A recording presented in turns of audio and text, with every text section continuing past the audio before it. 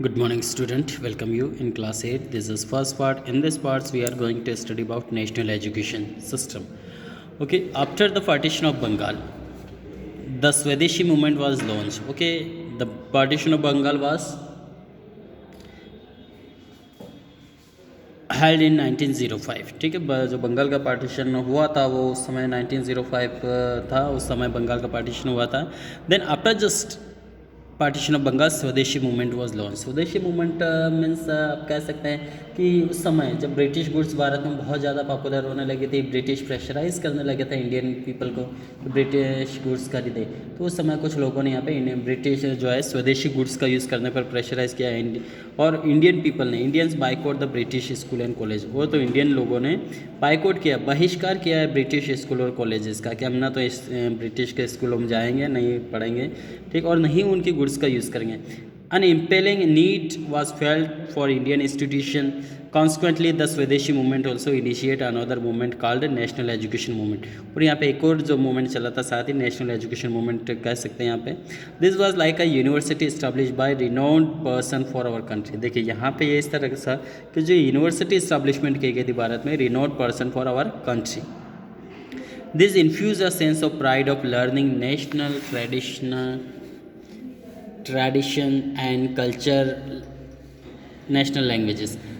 The demand of national education become a vital part of स्वदेशी movement. देखिए, the demand of national education, भारतीय education का जो demand day by day बढ़ता जा रहा था, तो ये बहुत ही बड़ा हिस्सा रहा था स्वदेशी मूवमेंट का. स्वदेशी मूवमेंट में मेन मकसद यह था कि जो इंडियन गुड्स है या इंडियन एजुकेशन सिस्टम उसी का यूज़ करें. स्वदेशी मतलब अपने देश में जो भी सिस्टम प्रोडक्शन हो रहा है, गुड्स सर्विसेज है, उन्हीं चीज़ों का यूज़ करें. तो यहाँ पे एजुकेशन भी एक उस समय मेन टॉपिक रहा था. तो इंडियन पीपल का ये मानना था कि एजुकेशन भी इंडियन एजुकेशन को ही अचीव करेंगे, ना कि ब्रिटिश एजुकेशन को. To organise the national education system, national council of education was establish. देखिए यहाँ पे नेशनल एजुकेशन सिस्टम के लिए national council of education was establish in 1905. In 1906 national college and school of Bengal were establish. यहाँ पे देखिए national राष्ट्रीय तौर पे कुछ स्कूल कॉलेज इस्टेब्लिशमेंट किए गए थे जो कि बंगाल में थे उस समय, पर establish in the Aurobindo Ghosh ने इस्टेब्लिशमेंट किया था एज इट्स प्रिंसिपल, और इसके प्रिंसिपल रहे थे Arvind Ghosh.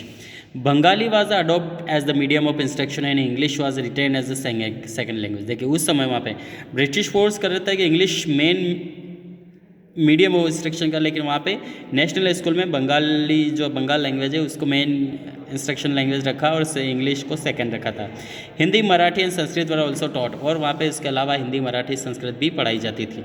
Many other school were open in the different part of the country. देखिए दुनिया भारत के अलग अलग हिस्सों में बहुत सारे स्कूल कॉलेज भी खोले गए थे.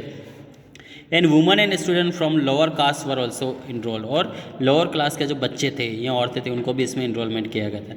दस द इम्पैक्ट ऑफ द स्वदेशी movement on education in India was a very constructive. ठीक, तो इसका काफ़ी असर हुआ स्वदेशी मूवमेंट का education in India was a very constructive.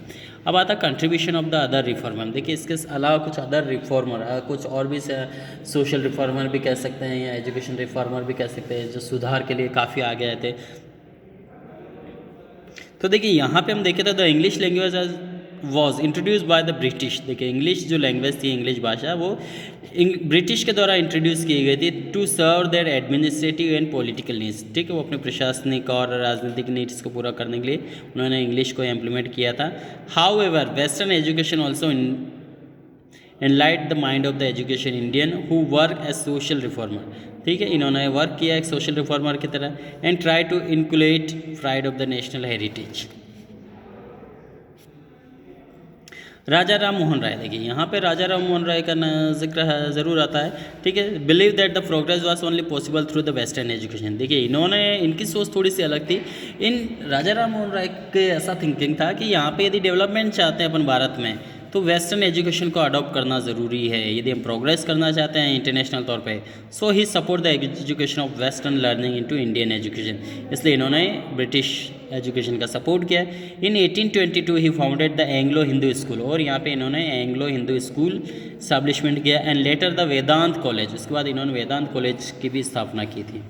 Swami Vivekananda advocate for the spread of education of upliftment of the masses. देखिए यहाँ पे स्वामी विवेकानंद ने भी काफ़ी प्रयास किए हैं for the spread of education, शिक्षा का विस्तार के लिए, क्योंकि उनका मानना था कि यदि विकास होना है, समाज को ऊपर उठना है, ठीक है, मासेस मतलब यहाँ पे पीपल, जनता के लिए वर्ड यूज़ किया है, तो इनको यदि आगे बढ़ना है, आगे उठना है, तो एजुकेशन को अपनाना ज़रूरी है। He found the Ramakrishna Mission which was an efficient organisation of dedicated people.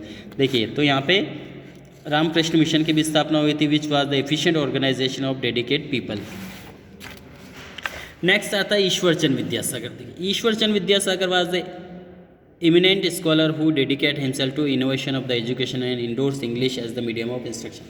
देखिए इन्होंने भी अपने आप को डेडिकेट कर दिया यहाँ पे एक कुछ नए एजुकेशन सिस्टम को लागू करने के लिए, ठीक है, और इन्होंने भी इंग्लिश को ही मीडियम इंस्ट्रक्शन रखा, मीडियम मेन लैंग्वेज रखा इंस्ट्रक्शन के लिए। Annie Besant was dedicate to the cause of education. देखिए यहाँ एनी बेसेंट भी काफ़ी एक इंपॉर्टेंट रोल रहा है यहाँ पे एजुकेशन को स्प्रेड करने में। She founded the Central Hindu College at Banaras in 1819 में, एक बनारस हिंदू कॉलेज की स्थापना हुई थी। अब आता है यहाँ पे एक गांधी कॉन्सेप्ट ऑफ एजुकेशन। देखिए गांधी जी का भी कॉन्सेप्ट रहा है एजुकेशन के तौर पे। Gandhi ji develop firm view of education. देखिए इन्होंने भी काफ़ी फर्म व्यू रखा, अपना काफ़ी स्ट्रॉन्ग सख्त व्यू रखा एजुकेशन के लिए। He was oppose to English education because he felt that giving English education to Indian was like enslaving them. देखिए इनका मानना थोड़ा सा लगता है, इन्होंने इंग्लिश एजुकेशन का बाइकआउट किया है। इन्होंने ऐसा कहा है कि यदि इंग्लिश एजुकेशन को ज़्यादा हमने इंपॉर्टेंस दिया है तो ये हम सब स्लेव बन जाएंगे इनके। Gandhi ji declare that real freedom will come only when we free our self of the domination of education, western education. देखिए गांधी जी का ये मानना था कि हमें वेस्टर्न एजुकेशन से फ्री रखना पड़ेगा तो ही हम कुछ यहाँ पे कुछ कर पाएंगे, अदरवाइज नहीं। Western culture and western way of living which have been ingrained in us. Emancipation from this culture would mean real freedom for us. Gandhi ji severely criticized the British education system that was being imposed in India। देखिए गांधी जी ने यहाँ पे एक severe काफ़ी तीव्र तौर पे criticise किया है कि इंग्लिश एजुकेशन सिस्टम इंडियन के ऊपर ज़बरदस्ती लाद दिया जा रहा है, ठीक है, ज़बरदस्त इम्पोज किया जा रहा है। According to him it was a cutting the root of the traditional gurukul system. Also the British overlook the mother tongue custom and tradition of Indians. ठीक है, और ये ब्रिटिश जो है ओवरलुक में भारत की मातृभाषा जो है, कस्टम, ट्रेडिशन, रीति रिवाज को, ठीक है, ओवरलुक कर रहे हैं, ठीक है, इनका एक तरह से अनदेखा करते हैं इनका, ठीक है, इंसल्ट भी कैसे करते थे वो लोग अपने सिस्टम को। सो गांधी जी नहीं चाहते थे कि वो इस तरह से अपनी इंडियन मदर टंग का या एजुकेशन सिस्टम ट्रेडिशन को बहिष्कार करे। Education become expensive and it was customized to suit need of the British. और एजुकेशन काफ़ी महंगी थी, expensive, and it was customized suit of the need of the British. He believe that the teaching should